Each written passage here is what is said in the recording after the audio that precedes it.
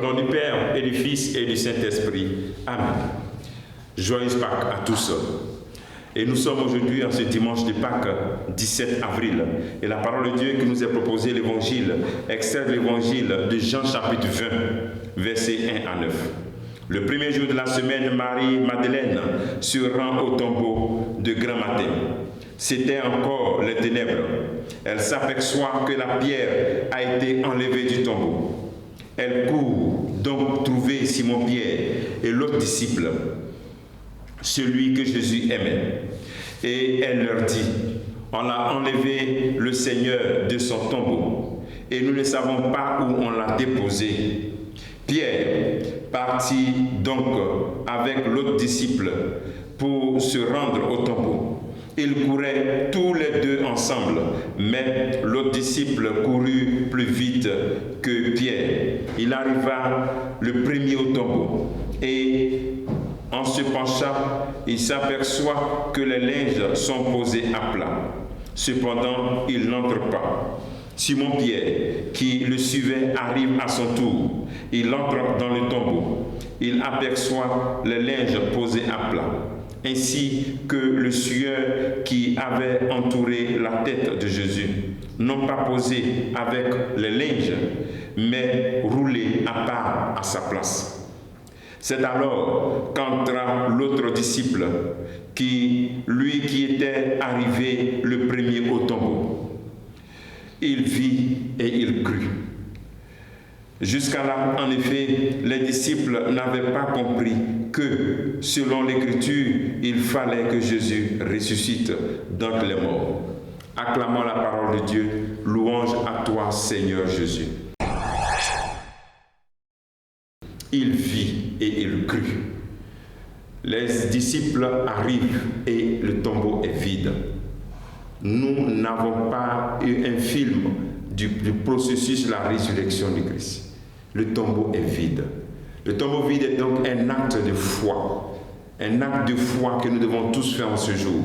Un acte de foi et surtout aussi une foi joyeuse de ce Dieu qui est vivant, qui est toujours avec nous et qui ne nous a pas abandonnés. Le premier élément, c'est cela, faire cet acte de foi. Le deuxième élément de notre méditation, c'est ces disciples, cette image simple de ces disciples.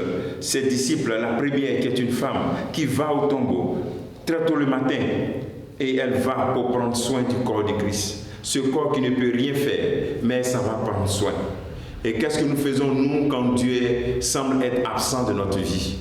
Est-ce que nous gardons l'espoir ou bien nous sommes découragés? Cette femme va encore au tombeau. Elle ne peut rien avoir au tombeau, mais elle y va. Dans la foi, dans l'expression de notre vie religieuse, nous devons garder cette fidélité dans notre amour avec le Seigneur. Même si souvent nous avons l'impression que ce que nous demandons n'arrive pas, ou bien ça tarde, continuez à garder cette fidélité, garder cette confiance. Marie-Madeleine va prendre soin du Christ malgré le fait qu'il ne soit pas vivant. Et c'est là qu'elle constate qu'il n'est pas là. Elle pense qu'on l'a enlevé. Les disciples courent. Simon-Pierre et l'autre disciple qu'on attribue à Jean courent. Simon-Pierre qui court et Jean qui court plus vite. Parce qu'il se dit qu'il se sentit encore plus aimé. Mais il arrive le premier, il n'entre pas. Il laisse Simon-Pierre entrer. Ici, nous voyons comment l'autorité, comment le premier disciple laisse l'autorité passer d'abord. Jean courait plus vite. Il a eu le don de courir plus vite. Le don peut-être de se sentir encore plus aimé par Jésus-Christ. Il a peut-être aimé encore plus. Mais voici que malgré ses dons, malgré ses faveurs, il ne se donne pas ce privilège d'être le premier à rentrer.